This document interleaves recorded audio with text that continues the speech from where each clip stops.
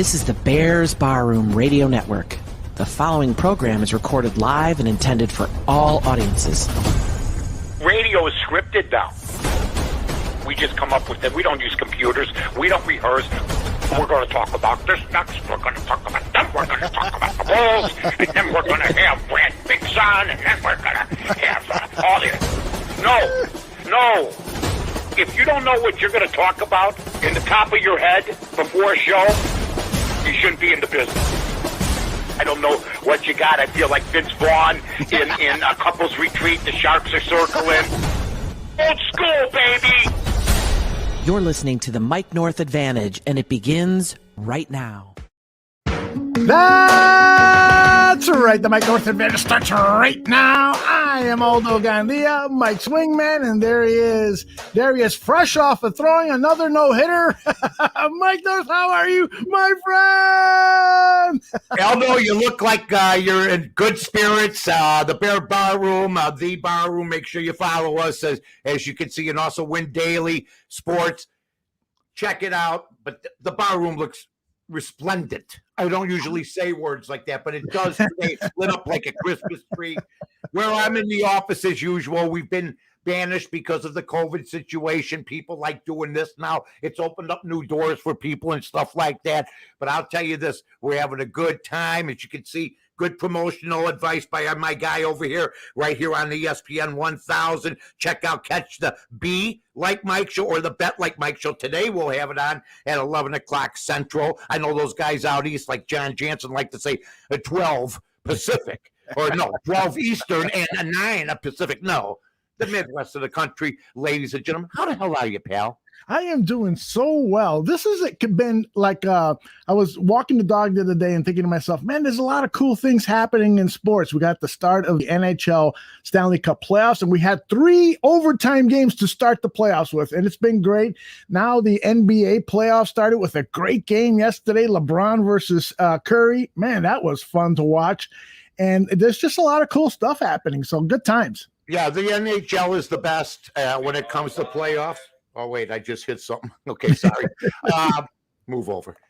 Anyway, but the NHL is the best playoffs. I mean, and really when you have money on it, it's even better.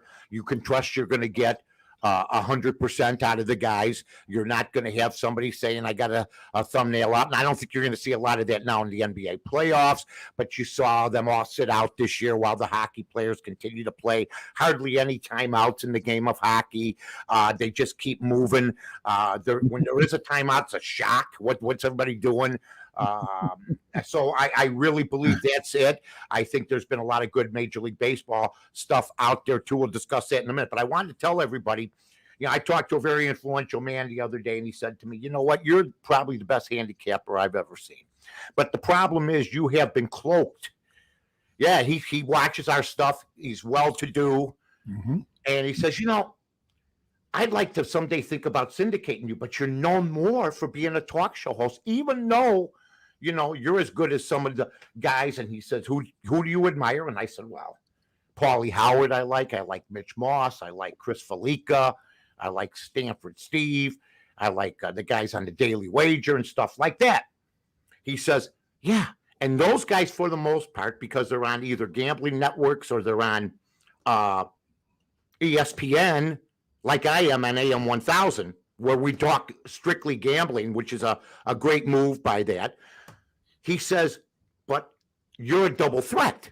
The problem is you're known more for being, and this is his words, one of the great talk show hosts in radio, in history. He says, and your handicapping is what you came back and did, but now you're, still making your opinions known. So I said, well, let me ask you a question. Where do you notice this? He says, well, I noticed it on Twitter.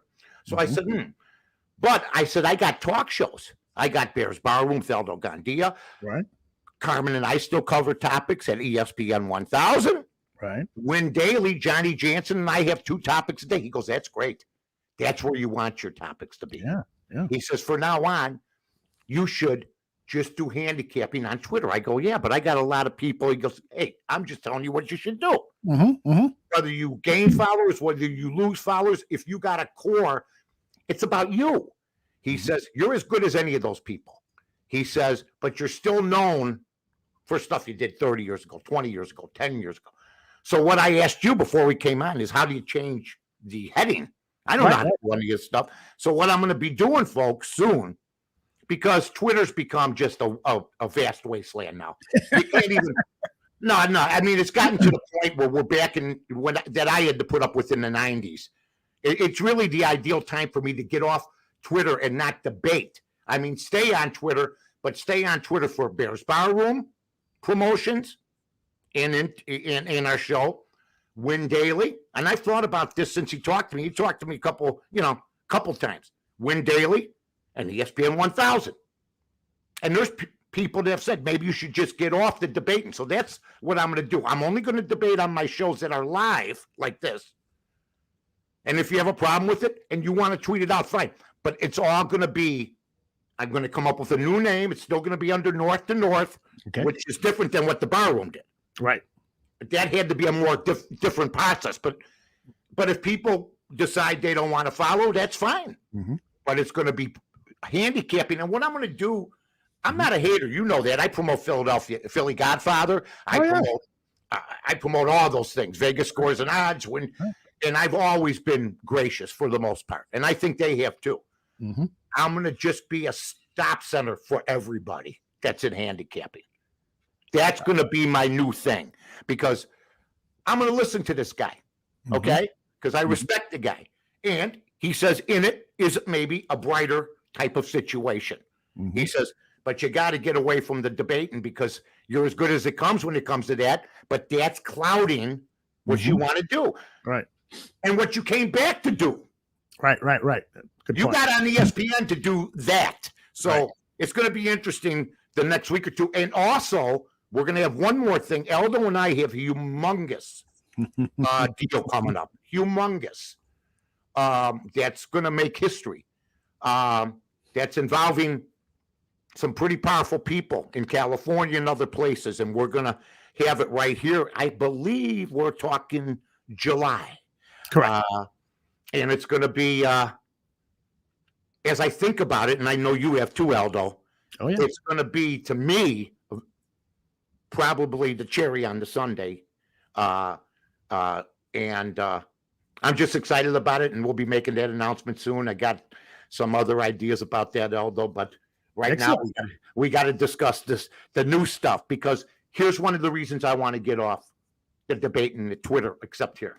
Mm-hmm. When you don't like a quarterback in football, okay, or if you think a quarterback in football, I shouldn't say don't like, because I like this kid, you don't think he may make it, and you say that, and then you're called a racist on Twitter and everything else, it's time to go. It's time to go.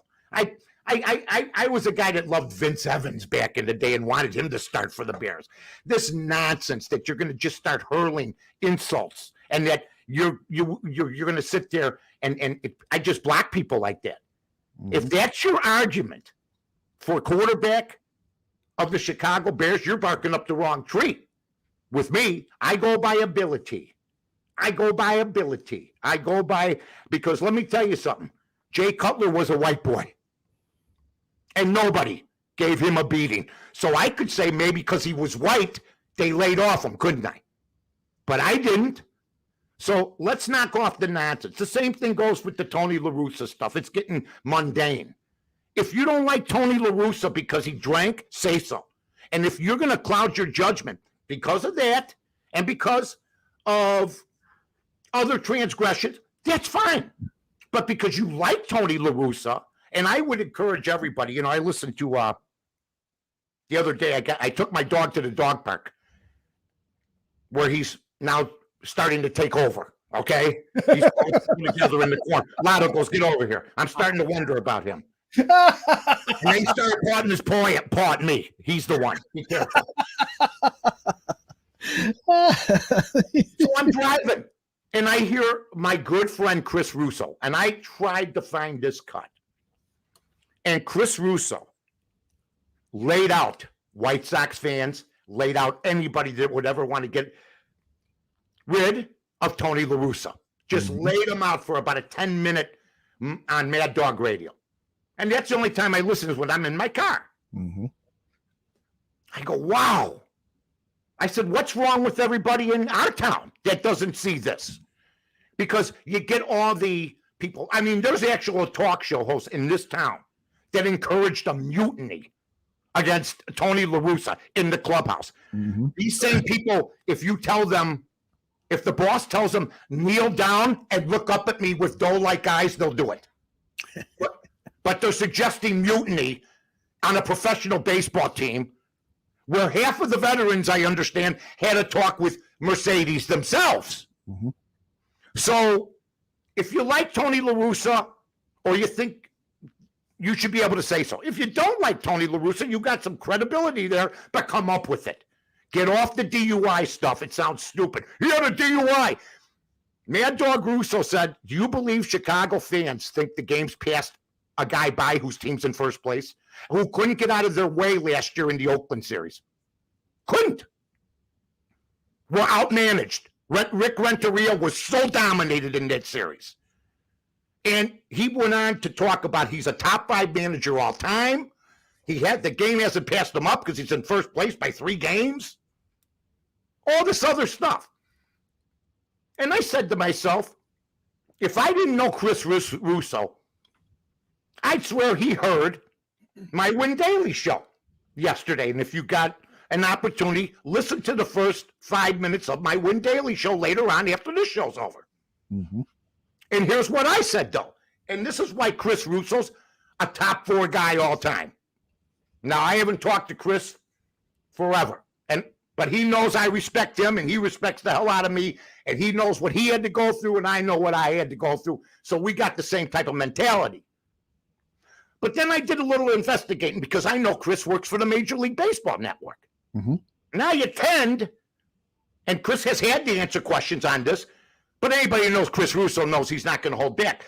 Well, Chris Russo, there's an old tape of him with Tony La Russa on set berating La Russa because La Russa promoted Harold Baines going into the Hall of Fame. Oh, is that right? Yes. So here's my deal. Okay? You take each case individually. That's why he's one of the all-time greats. Right. But then I listened to my show yesterday, which is on Win Daily, every day at 11. And Gesundheit. And I gave the reasons why White Sox fans, a lot of them are a bunch of dopes, but I didn't give any of those reasons. So you have 2 guys, one in Chicago, one in New York. Both guys been to the top of the mountain. They've slid down. They've gotten back up. But we had different reasons. How many people in Chicago? I don't know. I haven't listened. All I read is what's on Twitter. How many people know that the reason Mercedes, who I like, is in his first year is because of transgressions in the past? How many people were told that? And this year, and Chris didn't bring this up, who was the guy that came late to the clubhouse already? Mercedes. Tony La Russa covered. It was personal, but don't worry, it was, personal. So let's not get involved because it was personal. And he was given permission somewhat. Now that's a rookie strutting in to a clubhouse, no matter what he's done, with MVPs in there, guys that are established stars, and he's walking in late. What would you do if you were a boss? What would you do? Would you let him get away with it like Robin Ventura? Because that's who I brought up next. Robin Ventura, the man who let a baseball player's son have a locker. Is that what you want to go back to, the LaRoche years? A man who couldn't be found during that turbulent time. Also a manager who watched his star pitcher, Chris Sale, tear up uniforms in the locker room. Is that what you folks really want to go back to? And then you have Rick Renteria, who's outmanaged last year, whose team carried him, but maybe Jerry Reinsdorf said, I've been here before. He can't get us to point A. Not one of those reasons was given by Chris Russo. He had like 5 other reasons. My reason is, and if you read the bio, has anybody read Mercedes' bio? Was let go by the Nationals. A 300 hitter. Was called not ready to come to play, not giving 100%, a big leaguer in a way that he talks more about him than the team. He was released. This is a team that gave him a chance, and another organization said we had to get rid of him because he's got a big mouth. You don't hear any of this stuff. This guy should have been a major leaguer in a National League clubhouse at least. I mean, an American League clubhouse, 6 years ago with the DH. 6 years ago. That's how good this guy is, and he's stopped his own progress, and La Russa tries to help him. And he tells him, don't swing. I know a guy I'm looking at. I know everybody else out there that I know. If this guy here in front of me who runs Bear Barroom told me, Mike, don't say anything about this, and I said something about it, me and Eldo would be talking. He'd say, Mike, what did you do? Now, that doesn't mean La Russa has to lay him out. That part is wrong. But if you swing against my wishes, I don't care if you're an 8-year-old in Little League. And here's another thing, and Russo brought this up. If Hank Aaron was up in a 15-4 game, and he was given the take sign at 3-0, he'd have enough respect for the game to take that take sign. Mm-hmm. But this clown is swinging because it's all about him. Read Wikipedia. Get on Wikipedia. Read his history from 2000. I'm not here to hurt the kid. I'm here to add some balance to what has been an unbalanced type of situation. And once again, if you don't like Tony La Russa, that's fine. But it's got to be for baseball reasons. I like a tough manager. And they're in first place. And all of a sudden, Eldo, let me ask you this. Were you one of the guys that thought he was going to lose the clubhouse yesterday?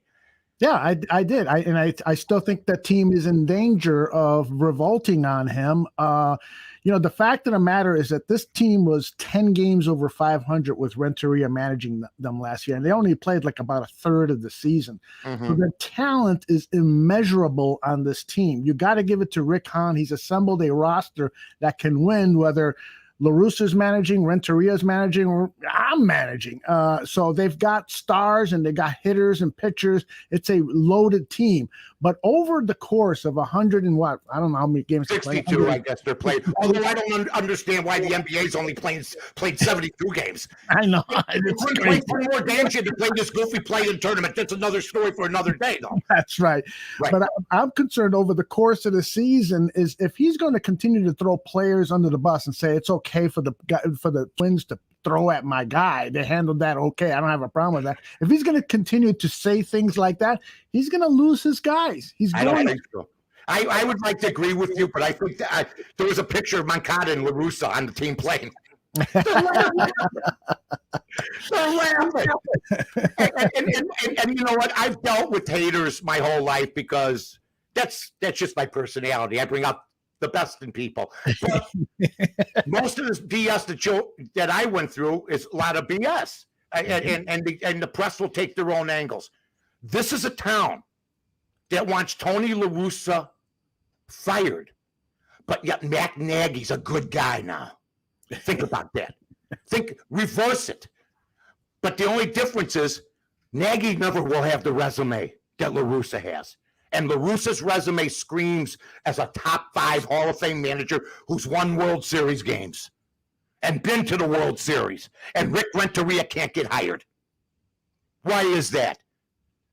And you lose Luis Robert, and you lose Jimenez, and you lose McCann, and you lose some other intangibles. And I've been hearing since day one, they win because of the players, but when they lose because of La Russa. You can't have it both ways, folks. You win as a team, you lose as a team. I'm not totally not sold on what Aldo's saying. They could collapse. Mm-hmm. Gene Rock never won a championship. He was a sound manager. But I like the fact, Aldo, and I want to get your opinion on this, that when Tony La Russa counterpunches and says, guess what, Lance Lynn, I got a locker, I got an office, and you got a locker. Okay? Yeah. To me, the media eats that up. La Russa takes some of the heat off everybody else, gives Lance Lynn a little slap, because I don't think Lance Lynn knows the first thing about the history of baseball, and I don't think Trevor Bauer does either. Mm-hmm. But, and there are unwritten rules because the Minnesota Twins hit Moncada. So Tony La Russa put the take sign on for the guy's own good, and he didn't take the advice. And then that's how this whole thing, if he doesn't swing, that's fine. But if he swung and you knew Minnesota was going to be mad about it, let me ask you this, Else. If a team's winning by 30 in basketball, mm-hmm. and the team that's winning by 30 with 12 seconds left, you know what the NBA usually does? They dribble the ball out. Mm-hmm. If somebody comes down and shoots a three-pointer, there's mm-hmm. a fight. Mm-hmm. There's a fight sometimes because of that disrespect. And I think this is all going to be much ado about nothing at the end of the day. But I'm not going to dispel. I don't think he'll ever lose the locker room. I think that there's things about Rick Renteria that ball players told Jerry Reinsdorf, or somebody told Jerry Reinsdorf that we'll never know, including Game 3. But Bearstown just brought up the fact this is a fickle town. It's been a bad decade for this town as far as sports. You know, we're just getting rid of a winning quarterback, which doesn't happen much, and now we want to fire a Hall of Fame manager. I mean, and I remember when people would change their mind about something once, and they were called Winsox, right? Yeah. Whether it be Mariotti, whether it be North being accused of it, Skip Bayless, Dan McNeil, Terry Boers, they'd be called Winsox. There's guys doing it now. They're full-blown hurricanes. They change so much. So I think the landscape has changed, but I don't think Tony La Russa is going to lose the locker room. And if they if they would have lost yesterday, what would the first thing would have been? Oh, there he goes. We lost again. Oh, sure. And I was ready to pounce on that thing. Uh-oh. 2 in a row. What's going on? We're in first place by only 3. But and I understand what you're saying about last year, but last year was a freak show for everybody and everything, Yeah. Oh, absolutely. Yeah.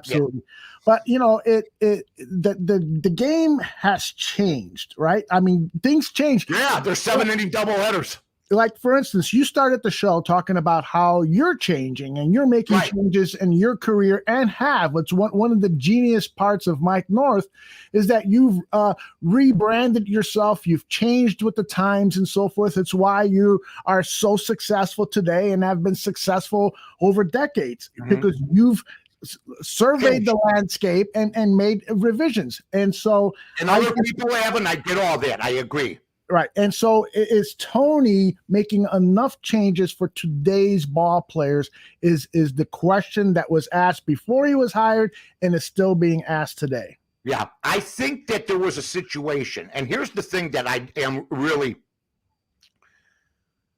La Russa did go too far because I saw Joe Girardi cover for an altercation he and Gene Segura had in their dugout for the Philadelphia Phillies. Mm-hmm. People asked him questions afterwards. So I'm with you on this one. And I think Tony La Russa's too honest, which people can't stand. Yep. Because when you counterpunch, I know this for a fact. How dare you? I'm supposed to have no opposition to my opinion. That's not, since I was 8, you always got a opposition of an opinion if I thought you were wrong. Right. So there's people that have thin skin that use Twitter and don't think there's going to be a punchback by a major guy like Tony La Russa.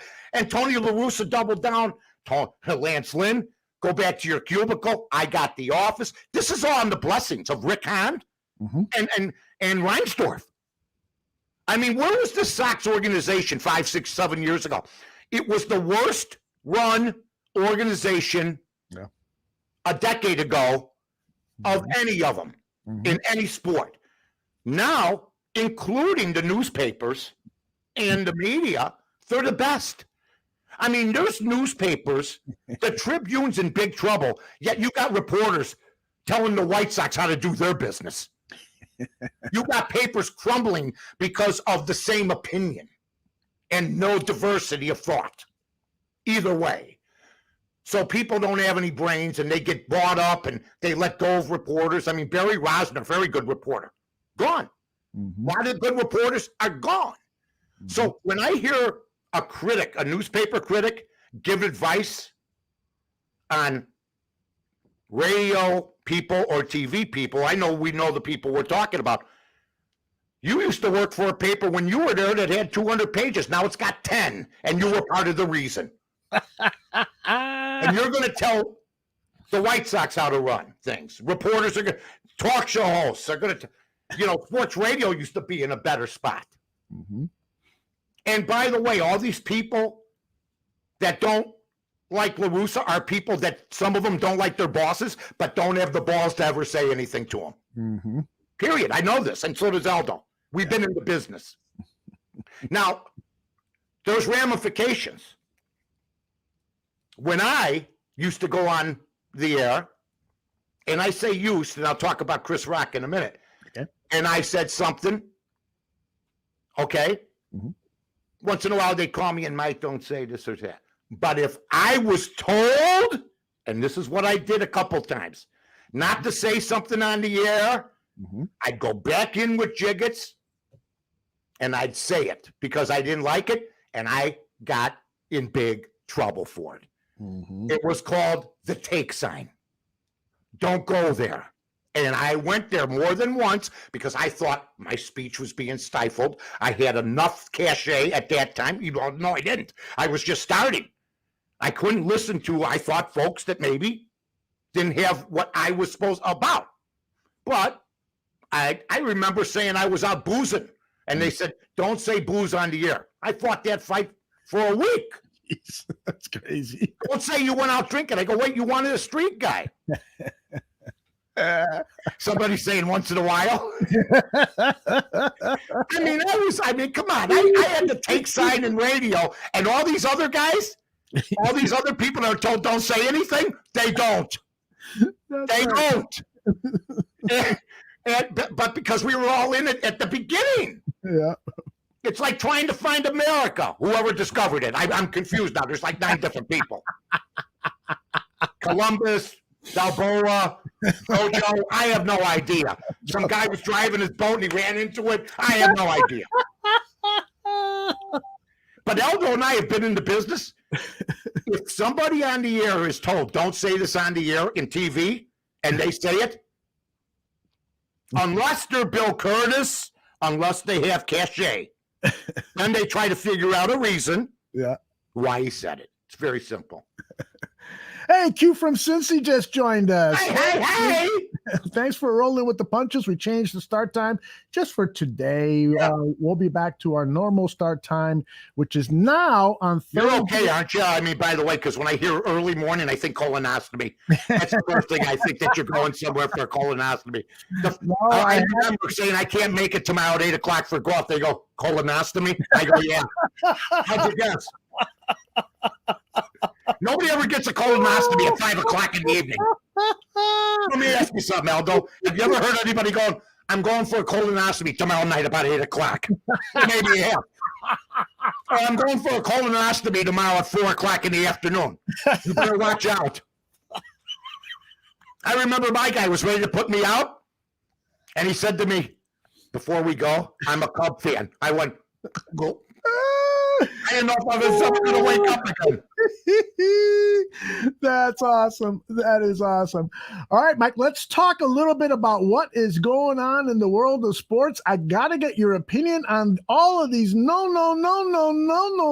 hitters. It's unbelievable. Joe Musgrave, Carlos Rodon, John Means, Wade Miley, Spencer Turnbull, Corey Kluber. 6 guys have thrown no hitters, and here we are, not even 6 weeks into the season? It's a terrible game. The analytics have ruined it.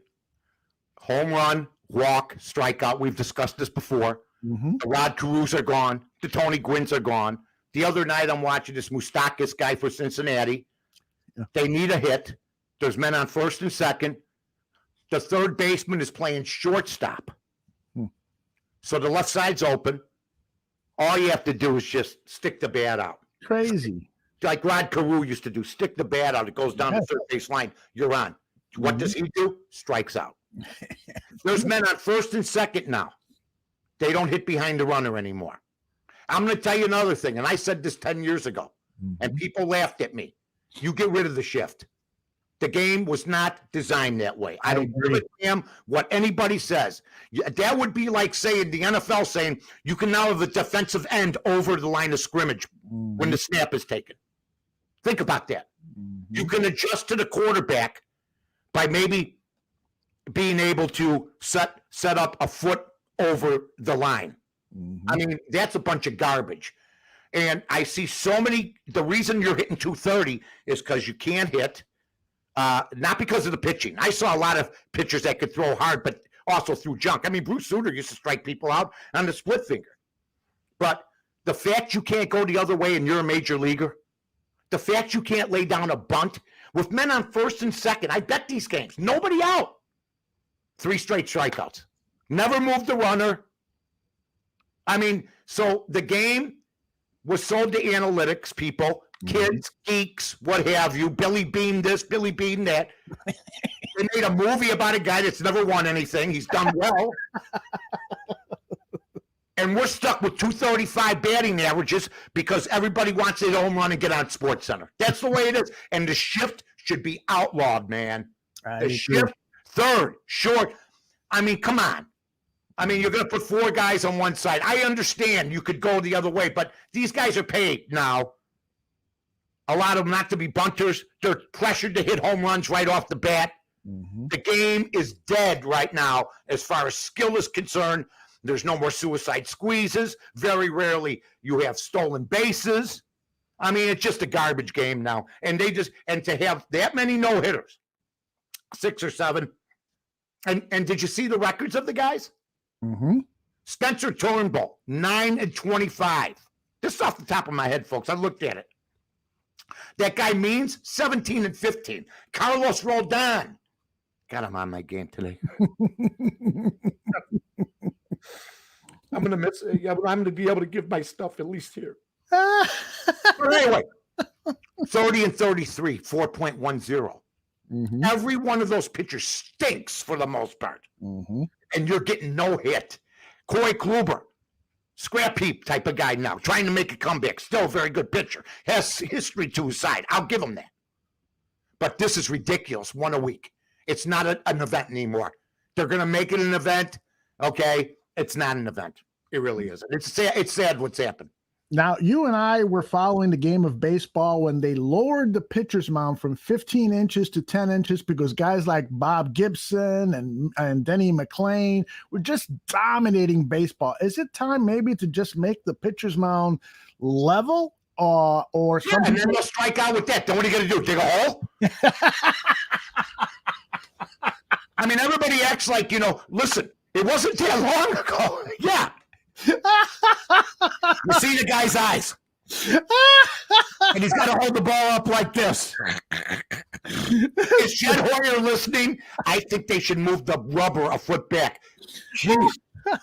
Jesus effing Christ. Oh. One of the geeks killing the game.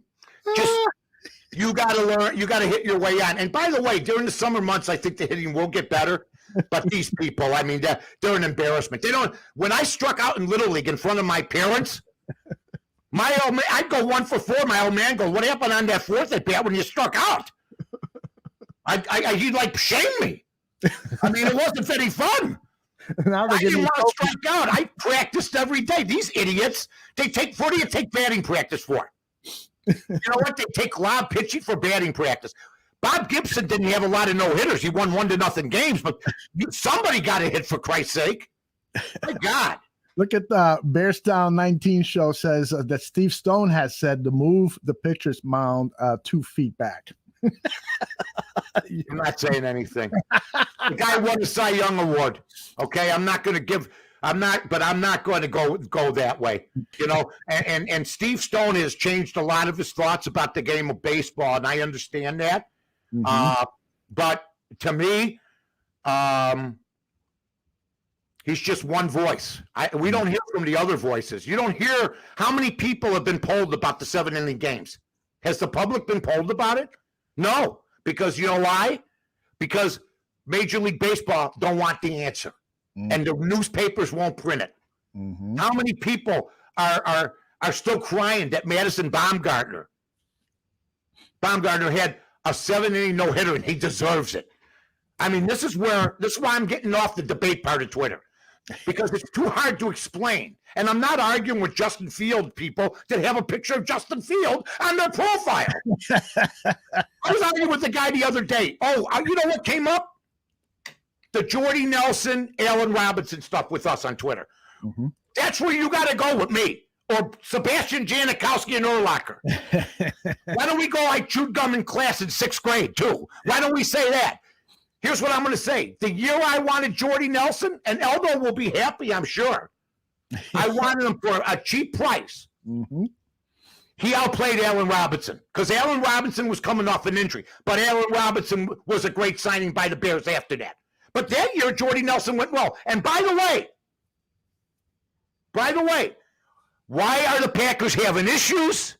One of the reasons was Aaron Rodgers was not told they were going to get rid of Jordy Nelson. And he went to the Raiders and put up good numbers. And that started this whole thing. So if you want to get into the debate about that 1 year, and then I brought that up to the people that were telling me, never heard from them again. You just come on to argue on behalf of somebody, and then when you have a fact, they go away. That's all. So his 1 year was fine, but Allen Robinson's been tremendous. I hope he's not going to resign with the Bears, I don't think. We'll see what happens this year. But Eldo don't have 100% confidence, do you? No, I think that the Bears, because of the salary cap issues, they are afraid of signing him. They're hoping one of these young receivers will step into that void, but we'll see what happens there. By the way, a lot of people in the chat room are asking, where's Lotto? Get the pup in there. Listen, I was doing the show the other day. He barged through the door with a sword. No, he's the best. I take him to the dog park. A poodle attacked him the other day. Oh, no. Okay. Oh, when you bring your little puppies, you bring a puppy to a dog park, some bigger dogs are going to come around. Sure. It's like when we were kids, Right. You got to be able to survive. So there was a dog named Gemma. Oh, I'm sorry. One of those guys, Yeah. He's a little aggressive, with people, but he's not mean or anything. I go, okay. And then there was another one named Petey. Okay. First day. It was his first day. So he's got to navigate. So he was very shy. Then the second day, boom. You know what I mean? Now he's running. And I found a note from Lotto. And it didn't say Gemma, it said Detta. Okay. And there was a check mark. I haven't seen the poodle since. And Petey was there the other day, but had more respect. Lotto hanging out at the dog park smoking a cigarette. Lotto's getting big. We went and got him weighed yesterday. He's 44 pounds now. 44? 44 pounds. Oh, yeah, wait till you see him. Yeah. Holy cow. When you got him. He asked me the other day, you know how to write a ransom note? I go, why are you asking me that? He's a great dog. We have so much fun with him. It's a challenge when you raise a puppy, and this guy was raw. He knows he's toilet trained. Listen to this. You people should try this. BB hung bells from the doorknob of our front door. Okay. He wasn't housebroken at the beginning, but every time we had to go to the bathroom, we'd pick him up, or we thought he was going to go, right? And we'd take him and we'd hit the bells. Now, dang, let's go. He's got the paw, right? Perfectly trained. He hits the bells, and we know he's got to go now. But I mean, for the first month, you're busting your ass. Yeah. You had to raise a puppy. You know what? I tell you, they tell you, by the way, I'm proud to be a boomer. I am proud to be, to any of you youngsters out there, I'm proud to be a boomer. This nonsense. You're a boomer. You're a boomer. Yeah, no crap. I'm still here, Junior. So, but Tony La Russa managing the Sox is like a guy my age having Lotto as a puppy. Okay? There's new things you got to learn every day. Believe me when I tell you this. So it's great. We're having a lot of fun. You have fun with your dog. Oh my gosh, yes. Although I got to tell you, he's been he hasn't been himself lately. He had the shirt. Tony La Russa stuff.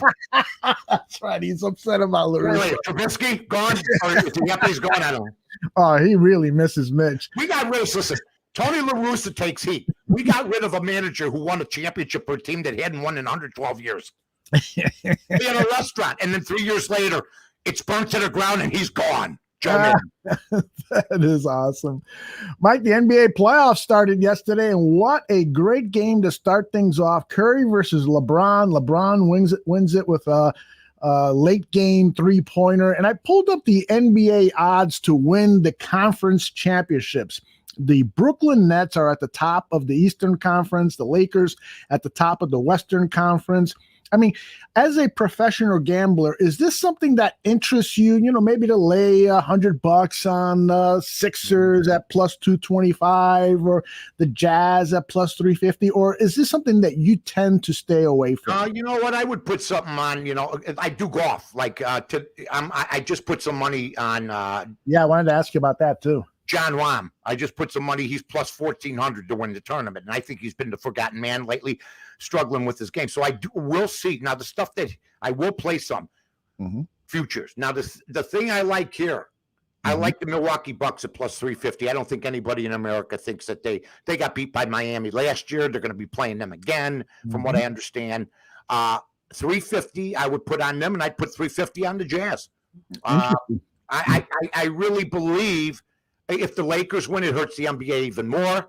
LeBron James is the most, I believe, because of other things and because of what he did last night, his flopping and his nonsense. Somebody said the New York Met got hit in the face with a baseball, and he didn't act like LeBron James did. So that's why they call him LaFraud James. You know what I mean? Because of stuff like that. But I think that the NBA, I'm anxious to see what the ratings are going to be, because the ratings have been down with arguably one of the top 10 basketball players, top 5 of all time in LeBron James. And I think we've talked about this before. When you get in bed with one side or the other, it's going to hurt you either way. Ask Kurt Schilling, other people like that. And I've even been guilty of that, but I stopped doing that because it does no good. I know Aldo doesn't do a lot of it anymore. Doesn't matter whose side won. Elvis Presley is the greatest entertainer, will be regarded as the greatest entertainer, I think, forever, because when Elvis Presley was asked at Madison Square Garden's press conference, he had the blue jacket with the big collar. The guy was, what do you think of the climate in today's situation here? And he goes, I got to be honest with you. I'm an entertainer, and I don't think anybody comes to see me or to hear me speak my political beliefs. And he's right about that, and it's affected everything. And I was one of the guys that did it early too, so I'm not running away from it. But there's no doubt that you're more popular if everybody likes you than just half. Look what's happened to the Grammys. Look what's happened to the Oscars. Can't miss for me. Can't miss, right? Yeah. Yeah, now they got movies you never heard of and things have been a mess. JoJo's Vacation. It's a 15-minute short, but he was great for 1 minute. He's up for best support. What are you talking about? And it's on Netflix and all this other stuff. So things have changed. But one thing that hasn't, if you speak your political beliefs aloud enough, okay, you're gonna hurt yourself. There's a reason. Only one reason to me, Aldo, that Bruce Springsteen's never had a number 1 hit. Ever. Because that guy, I saw him in the 70s. Born to Run should be a number 1 hit. Yeah. Glory Days should be a number 1 hit. I loved him. I don't play the political game, but when you lean a certain way and when you're doing commercials, you're in Kansas, people know what you're doing, and I think a huge segment of society don't want to buy a record or listen to him. How do you not have a number one hit if you're Bruce Springsteen? How? That is unbelievable. That is unbelievable. You know how many people don't know that? Because the media loves Bruce Springsteen, and a huge portion, including me, of America loves him. But if you take away 20 or 25%, that's the difference between a number one hit and a not having a number one hit. Not that maybe he cares, but don't you believe, Aldo, if you're Bruce Springsteen and you've had the kind of career he has. I saw him at the Uptown Theater in 1976, 75. I thought he was one of the greats I've ever seen. If you're Bruce Springsteen, you could say it doesn't bother you. But if Elvis Presley has 50 number one hits, and you're called the Jewish Elvis and you have none, okay, shouldn't that bother you? It would bother me. Yeah. Especially with the records that he's had, man. Yeah. Hey, going back into the past, I'm on a chat group with the guys from the South Burbs Hitman show. I love that show. Yeah, those guys are doing great. By the way, they had Ozzy on the other night. Ozzy Jr.? Yeah, Ozzy Jr. I love Ozzy Jr. I love him too, but my God, he took over the show. It was 60 minutes. It was 60 minutes of Ozzy just going off with his opinions, and everybody would try to get a question, and he would just keep going. But nonetheless, it was a great show. But the guys in the chat room asked a really great question last night, and I thought to myself, I got to ask Mike this morning. If you could go back in time to witness firsthand, live, a sporting event, which one would it be? Like somebody in the chat said, watch Sandy Koufax pitch a no-hitter, which is a great response because Koufax had incredible stuff. He had such a presence on the mound and so forth. And so I thought myself, and I'll ask people in the chat room, if you can go back in history to watch a sporting event, a one-time event, whether it is Wilt Chamberlain scoring his 100 points or whether it's Bobby Orr scoring that iconic goal against the St. Louis Blues or whether it's Bobby Hull scoring a hat trick or whatever it is, because there's so many great things. Pick one, and I'd love to hear what you got. Jordan scoring 63 in the losing cause against the Celtics. At the Garden. Oh, my God. Yes. Oh, my God. Oh, my God. What a performance. He called Bird out. Let's go. You want me? McHale, you want me? He told all the other guys, move off the side. I think that series with Boston, that whole series, against that team, I believe the Boston Celtics of 86 would give the Bulls 72 win team all they can handle. What a battle that would be. McHale, Bird, Parrish, Dennis Johnson, Danny Ainge, Kukoc, Pippen, Jordan, Rodman. You know, I mean, just great. Kerr. Just two great teams. But the 86 game, okay, he didn't have all those guys. Right. You know? Right. And he just put on a show. I never seen a guy. He took on all five guys. And I thought that series they did all well. But I mean, that's a great rivalry. But way before those guys, Rodman and all those other guys. Yeah. It was the 86 Celtics, and I think they'd give that 72 Bulls team a game. If you remember that team. Oh, yeah. Larry Bird was as good as anybody. Yes. That was a great, and that was a great era in basketball too. Jordan got Bird when his back was broken. Really, I mean, down the line. Right. And that team. Here's a couple of the responses in the chat room.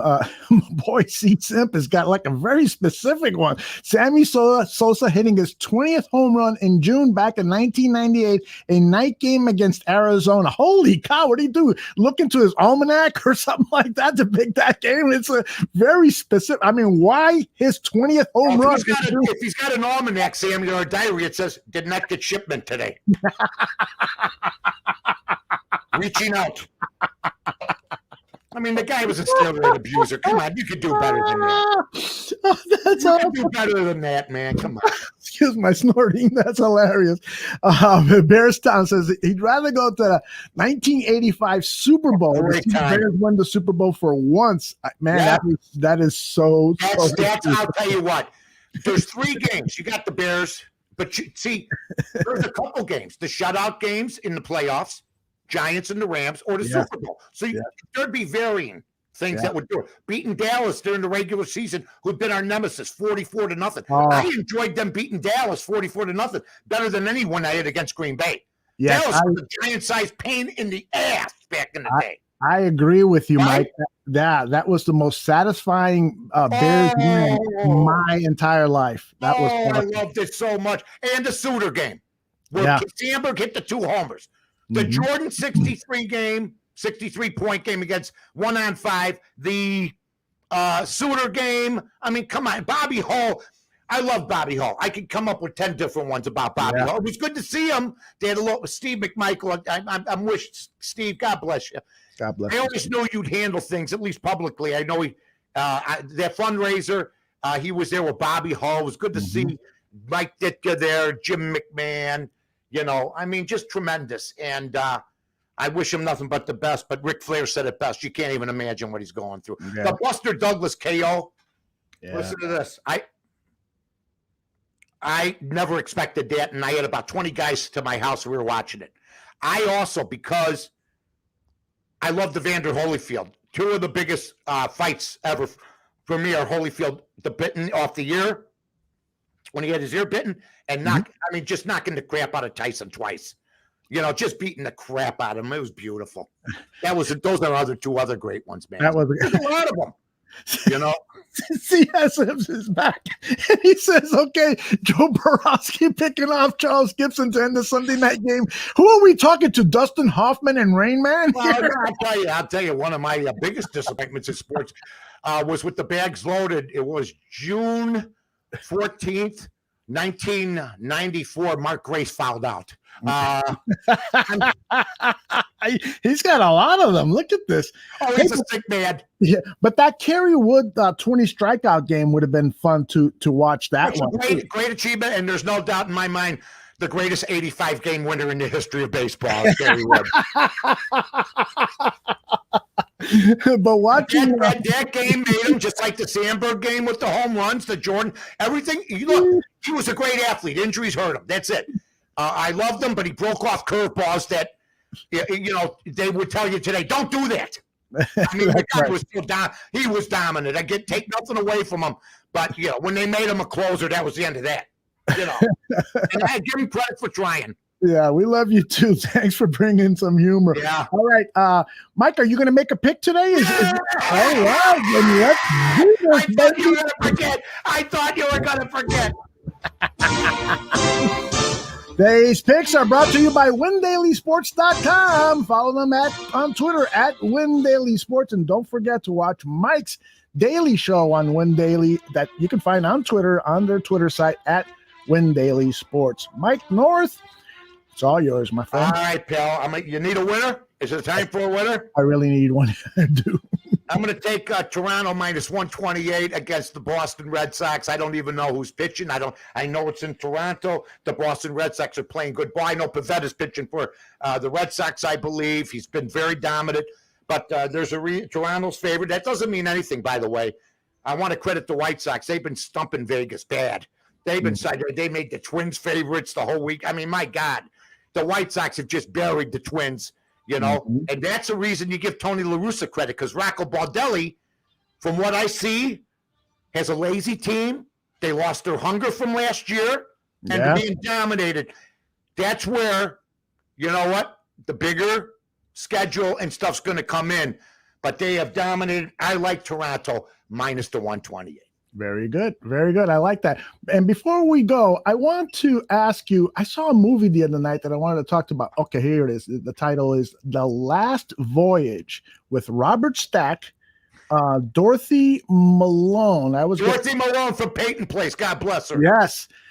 Do you remember that movie? Yeah. Robert Stack, I think, was more of a TV series actor, but he, like the Untouchables he made his name. He didn't make his name for in the movie business, but he did have a successful career. Yes. He was considered, to me, when you start thinking of the great actors of that time, that he survived, made enough money, was a B actor, in my opinion. But when he got to the Untouchables, he would have even told you, when he lived a long life, and hello-ness. I mean, the Untouchables is a short-run series because and I don't know if people know this. You know, they go, Mike, how do you come up with some of this stuff? And I go, because basically I have a lot of time on my hands. But Terryton cigarettes. Anybody who used to smoke at least once smoked a Terryton cigarette because of the Untouchables.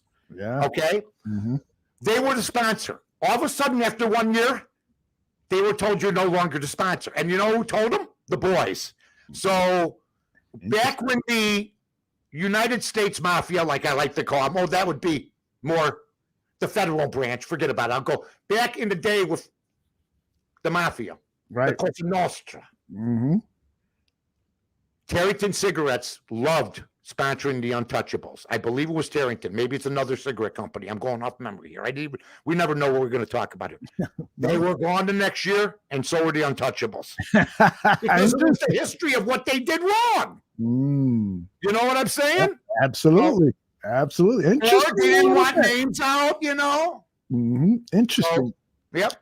So I just I saw that it wasn't bad. They weren't bad. Yeah, they weren't bad. I'm trying to remember. He plays a commander in the Navy, doesn't he, or something? No. He and his wife. It's a different one I got. Up. His wife is Dorothy Malone, and they're on a ship, and a fire breaks out in down in the boiler room, and she gets trapped because the fire explodes, and she gets trapped under a piece of metal, and he's got to race against time to save her life. After we stole your idea, and you know exactly. You know, remember Woody Strode? Yeah. Remember the actor Woody Strode? I love Woody Strode. He was John Wayne's teammate at USC. That's right. And John Wayne said, "Hey, Woody, come on over and let's make some movies together." So Woody Strode's one of the all-time greats. If you saw Liberty Valance, he is the African-American actor, and he's one of my favorites. He's outstanding in this movie. It's basically because of him that Sergeant Rutledge, he's a star where he's court-martialed. Yeah, he's got that cool hat with the flag. Absolutely. Anyways, if you like old movies, and this is like one of the early disaster movies, that's one to watch. To be a morning after. Look at this guy. Shelley Winters is caught between two pipes. We're going to send Ernest Borgnine in to get him. And Gene Hackman, who's a novelist or something. Don't worry. Very good. Right? And the ship's going to go upside down, of which then I would have had a heart attack and they wouldn't have had to worry about me.